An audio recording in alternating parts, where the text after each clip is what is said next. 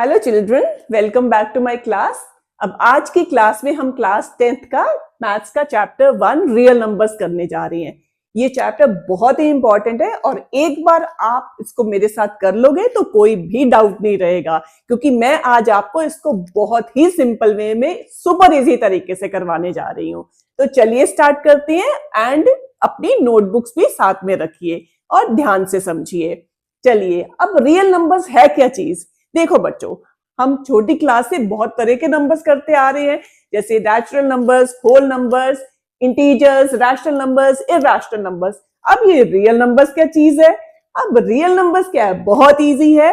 इन सारे नंबर्स को इकट्ठे कर दो तो वो बन जाते हैं रियल नंबर्स। तो चलिए थोड़ा सा इसके बारे में और जानते हैं ताकि आपका एक क्विक रिकैप हो जाएगा। अब हमें पता है कि नेचुरल नंबर्स 1, 2, 3, 4, होल नंबर 0, 1, 2, 3, 4, आगे बढ़ते जाओ तो ये है होल नंबर्स। इंटीजर जिसमें 0 है, पॉजिटिव नंबर्स हैं और नेगेटिव नंबर्स भी आ जाते हैं। रैशनल नंबर्स कौन से होते हैं? इन the form p by q, और p और q क्या है? इंटीजर्स होते हैं, जैसे 1/2, 3/4, -5/11। तो ये सब क्या है? ये सब है रैशनल नंबर्स। इरैशनल नंबर जो हम क्लास 9 में कर चुके हैं, तो क्लास 9 में जैसे आपने इरैशनल नंबर्स किए थे √2, √3, √5। अब इरैशनल नंबर्स क्या है? छोटा सा रिकैप दूं, वो नंबर्स जिनका डेसिमल एक्सपेंशन होता है non terminating and non repeating. जैसे रैशनल नंबर्स का होता है नॉन टर्मिनेटिंग, रिपीटिंग या फिर टर्मिनेटिंग, बट इरैशनल नंबर्स का डेसिमल एक्सपेंशन होता है नॉन टर्मिनेटिंग, नॉन रिपीटिंग। अब हमने ये भी किया कि ये सारे नंबर्स को हम नंबर लाइन पे भी शो कर सकते हैं, किया है ना। नेचुरल नंबर्स को नंबर लाइन पे शो करना सीखा है छोटी क्लास में, होल नंबर्स को किया, इंटीजर्स को करा, रैशनल नंबर्स को करा, और फिर इरैशनल नंबर्स को भी हमने क्लास 9 पे कैसे नंबर लाइन पे शो करते हैं वो भी किया था। तो इट मींस सारे रियल नंबर्स को हम नंबर लाइन पे शो कर सकते हैं। तो it means every real number has some place on the number line, कि हर रियल नंबर की अपनी एक जगह है नंबर लाइन पे। अब आज की क्लास में हम इन्हीं रियल नंबर्स के बारे में कुछ और करेंगे जो हम पहले भी कर चुके हैं, लेकिन उसके साथ हम कुछ और क्वेश्चन अब सॉल्व करेंगे। अब हम आगे चलते हैं फैक्टर्स एंड मल्टीपल्स पे, जो हम बहुत बार कर चुके हैं। अब फैक्टर्स और मल्टीपल्स बहुत सिंपल है। अब हमें 24 एक नंबर लिया, इसके फैक्टर्स क्या होंगे? 1, 2, 3, 4, 6, 8, 12 एंड 24। अब ये सारे जो नंबर्स हैं इस 24 को डिवाइड कर सकते हैं, तो ये 24 के फैक्टर्स हैं, और 24 is a multiple of its factors, क्योंकि इन सारे नंबर्स को किसी और नंबर से मल्टीप्लाई करके हमें 24 मिल जाता है। जैसे 1 को 24 से मल्टीप्लाई करें तो 24 आएगा, 2 12 जा 24, 3 8 जा 24, 4 6 जा 24। तो it means 24 is a multiple. और फिर हमें प्राइम फैक्टराइजेशन भी किया है। तो प्राइम फैक्टराइजेशन क्या होता है? कि किसी भी नंबर को प्राइम नंबर्स में ब्रेक करना। तो प्राइम नंबर्स में ब्रेक करने का मतलब क्या है? हमने प्राइम फैक्टराइजेशन पहले की है। अब ये तो हो गए सारे फैक्टर्स 24 के, लेकिन इसके प्राइम फैक्टर्स क्या हैं? अगर हम 24 के प्राइम फैक्टर्स लिखेंगे तो कैसे लिखेंगे? 2 इंटू 2 इंटू 2 इंटू 3। ये हमने किया ना। हम प्राइम फैक्टराइजेशन कैसे करते हैं? प्राइम फैक्टराइजेशन में हम सिर्फ प्राइम नंबर से ही डिवाइड करते हैं। अब प्राइम नंबर्स भी आई होप सबको याद है, जिसके ओनली 2 फैक्टर्स हो, 1 और नंबर इटसेल्फ, और कोई तीसरा फैक्टर नहीं होता। और कॉम्पोजिट नंबर्स जिनके मोर देन 2 फैक्टर्स होते हैं। तो अब प्राइम नंबर्स में इसको ब्रेक किया है, तो this is prime factorization of 24। और हर एक कॉम्पोजिट नंबर की प्राइम फैक्टराइजेशन यूनिक होती है। यूनिक का मतलब ये नहीं है कि एक बार हमने 24 की प्राइम फैक्टराइजेशन की तो अलग आएगी, दूसरी बार की तो अलग आएगी, किसी और बच्चे ने की तो अलग आएगी। नहीं, प्राइम फैक्टर्स हमेशा सेम रहेंगे। अब मान लो हमने यहाँ 2 से ना स्टार्ट करके 3 से डिवाइड करना स्टार्ट किया, तो यहाँ आ जाएगा 8, फिर वापस 2 से होगा 4, 2 से होगा, और यहाँ 2 आ जाएगा, तो 3 2 2 2। तो ये इस तरह से भी आ सकते हैं, 3 इंटू 2 इंटू 2 इंटू 2, या इसको हम ऐसे भी लिख सकते हैं 2 इंटू 3 इंटू 2 इंटू 2। तो तो मतलब हमारा ये ऑर्डर चेंज हो सकता है प्राइम फैक्टर्स का, बट फैक्टर्स वही रहेंगे। 3 2 आ रहे हैं तो 3 ही सब में रहेंगे। एक यहां बेटा 2 है और एक 3 आ रहा है तो सब में एक ही 3 रहेगा फैक्टर। तो it means every composite number has a unique prime factorization जो कभी चेंज नहीं होती इररिस्पेक्टिव ऑफ द ऑर्डर। मतलब कोई भी ऑर्डर में फैक्टर्स लिख सकते हो बट फैक्टर्स हमेशा वही रहते हैं। तो इसको क्या बोलते हैं? फंडामेंटल थ्योरम ऑफ अर्थमेटिक, जो कहती है कि every composite number can be broken into its prime factors. Yeah, it can be written as a product of its prime factors and prime factorization is unique for every composite number. तो ये है fundamental theorem of arithmetic जो हम use करने वाले हैं to find HCF and LCM of numbers. अब HCF of numbers क्या होता है? एचसीएफ पता है ना, हाईएस्ट कॉमन फैक्टर। तो कोई भी दो या दो से ज्यादा नंबर्स हो तो हम उसका हाईएस्ट कॉमन फैक्टर कैसे फाइंड करते हैं? By using this prime factorization. तो इसके लिए एक एग्जांपल लेते हैं। लेट्स से हम कोई भी दो नंबर्स लेते हैं, जैसे ले लेते हैं 24 एंड 60। अब इन दोनों का हमने एचसीएफ और एलसीएम फाइंड करना है। तो कैसे करेंगे? सबसे पहले हम प्राइम फैक्टराइजेशन लिखेंगे दोनों की। 24 की प्राइम फैक्टराइजेशन होगी 2 इंटू 2 इंटू 2 इंटू 3। इसको हम बेटा ऐसे भी लिख सकते हैं या ऐसे भी लिख सकते हैं 2 रेज टू पावर 3 इंटू 3। इसका मतलब है दो जो 2 आ रहा है 3 टाइम्स आ रहा है तो उसको मैंने लिख दिया 2 रेज टू पावर 3 इंटू 3। अब 60 की प्राइम फैक्टराइजेशन करेंगे तो 2 इंटू 2 इंटू 3 इंटू 5। देखिए आप ऐसे भी करके देख सकते हैं, यही आएगी। ओके, तो इसको हम अगेन ऐसे लिख सकते हैं 2 raise to power 2 into 3 into 5। अब दोनों का एचसीएफ एंड एलसीएम कैसे फाइंड करेंगे? HCF of 24 and 60 will be. अब एचसीएफ के लिए क्या देखते हैं? दोनों के common factors, highest common factor. तो क्या होगा? दोनों के कॉमन फैक्टर्स, अब इसमें भी 2 भी है 2 भी है, दोनों में है, बट उन दोनों में से जो smallest power of this factor होगी वो ली जाएगी। इसमें 2 रेज टू पावर 3 है, इसमें 2 रेज टू पावर 2 है। तो छोटी वाली कौन सी है? 2 रेज टू पावर 2, तो वो लेंगे 2 रेज टू पावर 2। अब नेक्स्ट कॉमन फैक्टर कौन सा है? दोनों में 3 भी है और दोनों में एक एक ही 3 है तो वो एक ही 3 लिया जाएगा। और 5 इसमें है बट इसमें नहीं है, लेकिन हमें हमेशा कॉमन फैक्टर्स लेने होते हैं, नॉन कॉमन नहीं लेने, तो इसलिए 5 नहीं आएगा। तो इसका क्या आ जाएगा? 2 2 4 इंटू 3 12। तो इट मीन्स इन दोनों का एचसीएफ क्या आ गया? 12 आ गया। अब चलते हैं एलसीएम पे। Now LCM of 24 and 60। अब एलसीएम कैसे फाइंड करते हैं? LCM is lowest common multiple.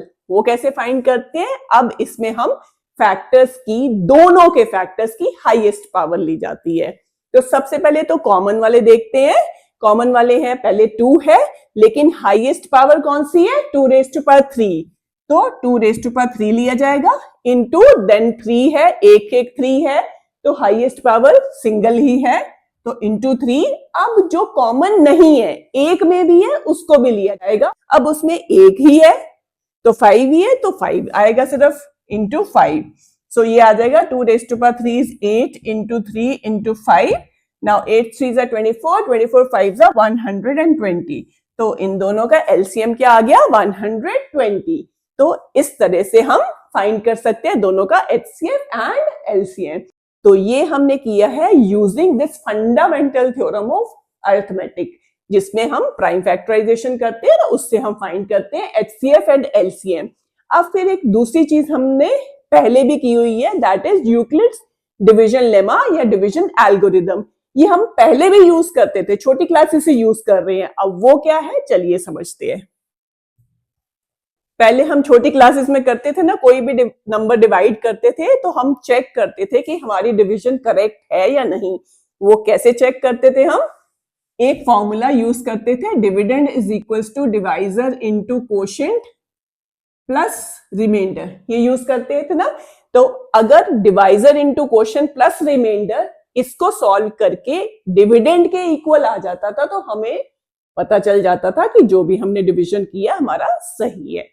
तो उसी को आज हम किस फॉर्म में करेंगे? यहाँ पे हम होल नंबर्स की बात करते थे, अब आज हम इंटीजर्स की बात करेंगे। अब लेट्स से a और b ये ऐसे दो इंटीजर्स है such that a is divided by b leaving a remainder r and r will be less than b। मतलब रिमाइंडर जो r है वो हमेशा b से छोटा होगा। अब b क्या है? b है डिवाइजर। b क्या है? डिवाइजर। अब इसको पहले मैं आपको लिख के बताती देन आपको समझाएंगे। सो दो इंटीजर्स है positive integers a and b, जिसमें a को हमने b से डिवाइड किया तो डिवाइजर है हमारा b, क्वोशिएंट आया हमारा q प्लस r और रिमाइंडर है r। तो ये रिमाइंडर हमेशा डिवाइजर से छोटा होगा, ये तो होता ही है, क्योंकि मान लो हम किसी नंबर को 5 से डिवाइड करते हैं। अब 5 से डिवाइड करके अगर तो वो नंबर 5 का मल्टीपल है तब तो एग्जैक्टली डिवाइड हो जाएगा और हमारा रिमाइंडर आ जाएगा 0। और अगर वो नंबर मल्टीपल नहीं है 5 का तो कोई ना कोई रिमाइंडर आएगा, तो वो रिमाइंडर 5 से हमेशा छोटा होगा, या होगा 1, 2, 3 या 4, 5 नहीं हो सकता। तो यही यहां कहा जा रहा है कि कोई भी दो पॉजिटिव इंटीजर्स हैं जिसमें अगर a को हम b से डिवाइड करें और रिमाइंडर r आए तो r हमेशा इस डिवाइजर से b से छोटा होगा। So it means r will be less than b और ये ग्रेटर देन या इक्वल टू 0 हो सकता है। मतलब या तो 0 के इक्वल होगा अगर एग्जैक्टली डिवाइड हो रहा है, नहीं तो 0 और b के बीच में होगा, b से छोटा पर होगा। ठीक है, तो ये है यूक्लिड्स डिवीजन लेमा। तो इसको भी हम इस चैप्टर में बहुत यूज करने वाली है। देन हम बात करेंगे रैशनल एंड इरैशनल नंबर्स की। तो रैशनल नंबर्स क्या होते हैं? अब rational numbers are in the form p upon q, जहां पे p और q क्या है? इंटीजर्स है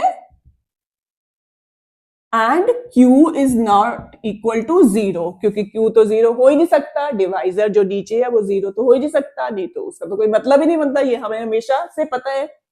तो q is not equal to 0 and p and q are coprime, p and q are coprime. अब को प्राइम नंबर्स क्या होते हैं? को प्राइम नंबर्स वो होते हैं जिनका HCF 1 हो। अब इनको प्राइम नंबर से कंफ्यूज नहीं करना, क्योंकि प्राइम नंबर्स भी को प्राइम होते हैं, क्योंकि उनके सिर्फ दो ही फैक्टर्स होते हैं, 1 एंड नंबर इटसेल्फ, उसके सिवा वो किसी और से डिवाइड नहीं होते।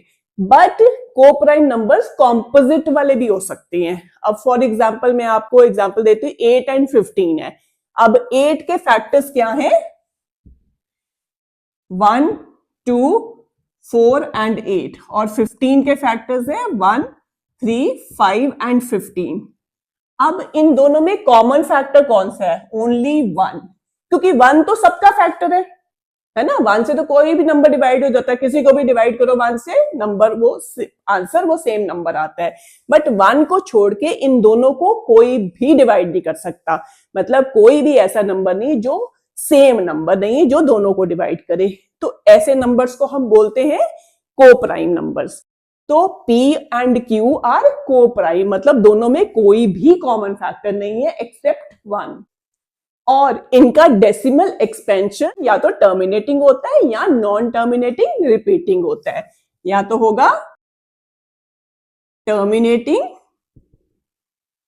और नॉन टर्मिनेटिंग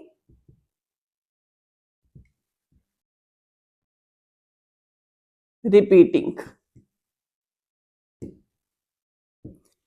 अब टर्मिनेटिंग और नॉन टर्मिनेटिंग रिपीटिंग ये हमने, आपको याद है, क्लास 9th में बहुत अच्छे से किया था। अब टर्मिनेटिंग डेसिमल कब बनता है उसकी भी एक प्रॉपर्टी होती है।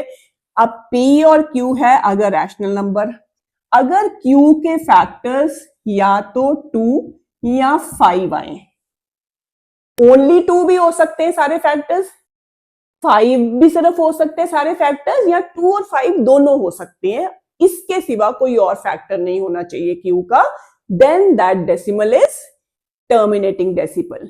तो इस तरह से हम बिना डिवाइड किए देख सकते हैं कि कोई भी डेसिमल एक्सपेंशन टर्मिनेटिंग है या नॉन टर्मिनेटिंग है।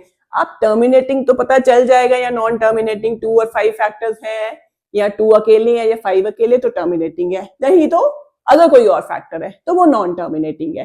तो फिर आ जाएगा नॉन टर्मिनेटिंग रिपीटिंग की बात। अब फॉर एग्जांपल कोई नंबर हम लेते हैं 5, 2.571, 571, 571। देखिए अब इसमें क्या हो रहा है, ये 3 डिजिट्स डेसिमल में रिपीट होते जा रहे हैं, तो ये चलता तो जा रहा है आगे डेसिमल, मतलब ये डिवीजन खत्म नहीं हो रही, लेकिन ये पैटर्न में रिपीट होते जा रहे हैं। 571, 571, 571 आगे फिर रिपीट होगा। तो इट मींस ये कैसा डेसिमल है, नॉन टर्मिनेटिंग, मतलब खत्म तो नहीं हो रहा लेकिन रिपीट हो रहा है, तो ये भी क्या होगा, रैशनल नंबर। ठीक है, ये भी क्या होगा, रैशनल नंबर। तो जो टर्मिनेटिंग या नॉन टर्मिनेटिंग रिपीटिंग डेसिमल्स हैं वो रैशनल नंबर्स होती हैं। देन इरैशनल नंबर्स भी हमने किए हैं, जो होते हैं √2, √3, √5, 3, √7, कुछ भी हो सकता है। तो ये सारे क्या है, या एक पाई भी हमने 9th में किया था, ये इरैशनल नंबर्स है। तो इरैशनल नंबर्स की क्या प्रॉपर्टी होती है कि उनका decimal expansion non terminating, non repeating होता है, नॉन टर्मिनेटिंग, नॉन रिपीटिंग। अब इसका क्या मतलब है, अब एग्जांपल दे रही हूं आपको, जैसे 0.01, 001, 0001, 00001। अब देखिए, तो इसमें भी पॉइंट के बाद यहां 01 आया, फिर 001, 0001, 00001, तो आपको लगेगा कि ये रिपीट हो रहा है, नहीं, ये 1 0 के बाद 1 आया, फिर 2 0 के बाद, फिर 3 0 के बाद, तो ये कोई एक तरह का नहीं रिपीट हो रहा। अगर तो 01 01 01 01 रिपीट होता तो भी हम कहते हैं ये नॉन टर्मिनेटिंग है बट रिपीटिंग है, क्योंकि सेम नंबर्स रिपीट हो रहे हैं। बट यहां पे क्या है, पहले 1 0 के बाद 1 है, फिर 2 के बाद, फिर 3 के बाद, तो ये भी क्या हुआ, non terminating, non repeating. So this is also irrational number. या कोई और भी एग्जांपल ले सकते हैं, 2.316703117, तो कोई भी जिसमें कोई पैटर्न नहीं बन रहा, तो ये क्या होंगे, ऐसे डेसिमल एक्सपेंशन वाले नंबर्स क्या होंगे, इरैशनल नंबर्स। अब हमें एक बहुत इंपॉर्टेंट चीज इसमें आएगी, जो हमें प्रूव करना होगा कि ये इरैशनल नंबर है। अब वो कैसे करना है, अब मान लो अब हमें दिया हुआ है √2 और हमें प्रूव करना है कि ये इरैशनल नंबर है। आप कहोगे अरे ये तो हमें पता है, पता तो है, लेकिन हमें प्रूव करके दिखाना है कि इरैशनल नंबर है। तो इरैशनल नंबर कैसे प्रूव करेंगे, तो हम उल्टा मान के चलेंगे कि इरैशनल नहीं, ये रैशनल नंबर है। तो कॉन्ट्राडिक्शन से स्टार्ट करते हैं। तो let √2 be a rational number. अब √2 अगर रैशनल है तो इसको हम P और बाय Q ही लेके चल लेते हैं, and √2 is equals to P by Q, where Q is not equal to 0, और very important property, P and Q are coprime. वो क्या है, कोप्राइम है। और वो तो पता है P and Q are integers, ये भी लिख देते हैं, आर इंटीजर्स। वो मैंने आपको भी बता दिया कोप्राइम क्या होते हैं। चलिए, तो अब इसको हम Q को इधर लेके जाते हैं, तो ये आ जाएगा √2Q is equals to P। अब दोनों तरफ हम स्क्वायर करते हैं, देखिए जैसे जैसे हम चलते जाएंगे कैसे प्रूव हो जाएगा। तो दोनों तरफ स्क्वायर कर देते हैं, तो ये आ जाएगा √2Q का square is equals to P square. So √2 का square will be 2, Q square is equals to P square. अब एक बहुत ही इंपॉर्टेंट थ्योरम है जो ये कहता है कि अगर किसी इंटीजर का square is a multiple of a prime number, then वो इंटीजर खुद भी उस प्राइम नंबर का मल्टीपल होता है।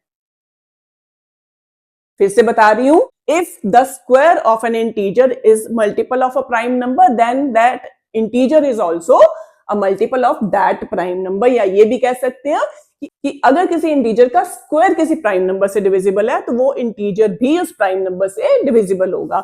तो यही यहाँ पे हम यूज करेंगे।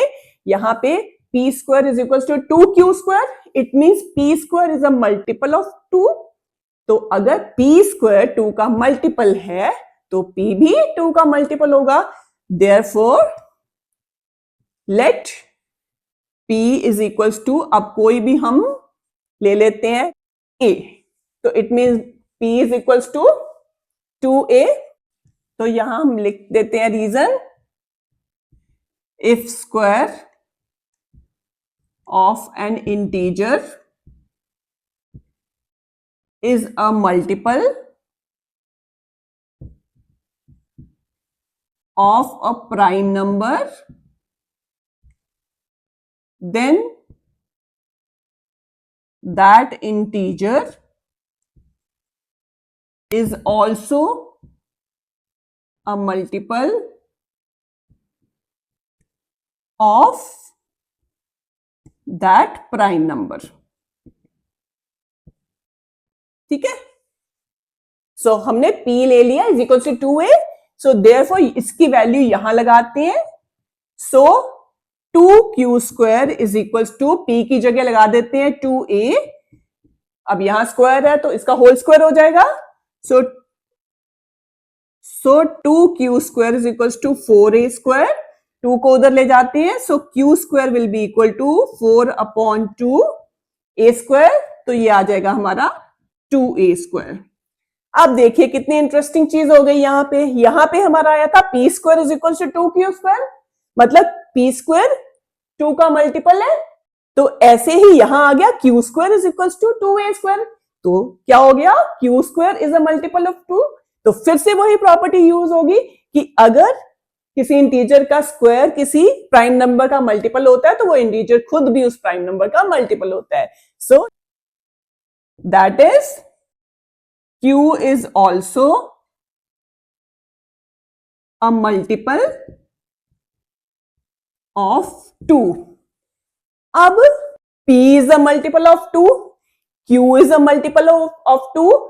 अब जब रैशनल नंबर की प्रॉपर्टी है कि p और q को प्राइम होने चाहिए, मतलब उनमें कोई भी और कॉमन फैक्टर नहीं होगा एक्सेप्ट 1, मतलब उनका HCF 1 ही हो सकता है। तो यहां पे तो उनका एक फैक्टर आ गया और 2, क्योंकि दोनों 2 के मल्टीपल्स हैं, तो ये इसका मतलब जो हमने माना था वो तो हमारा गलत प्रूव हो गया, मतलब p और q तो रहे ही नहीं को प्राइम, तो इट मींस हमारा एजम्पशन ही गलत हो गया। एजम्पशन क्या था हमारा कि √2 रैशनल नंबर है, तो इट मींस अगर रैशनल नहीं है तो क्या होगा, वो इरैशनल नंबर। तो हो गया ना प्रूफ। चलिए अब इसको कैसे लिखेंगे,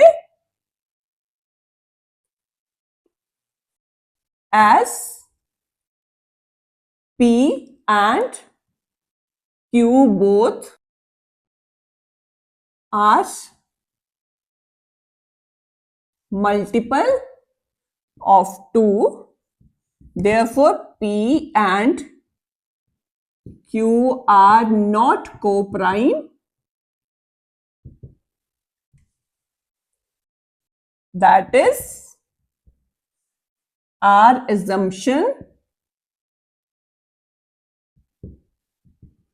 is wrong, मतलब हमने जो एज्यूम किया था वो गलत है। therefore √2 is an irrational number। तो ये हमारा प्रूव हो गया कि √2 इरैशनल है। तो कितना इजीली हमने ये प्रूव कर दिया।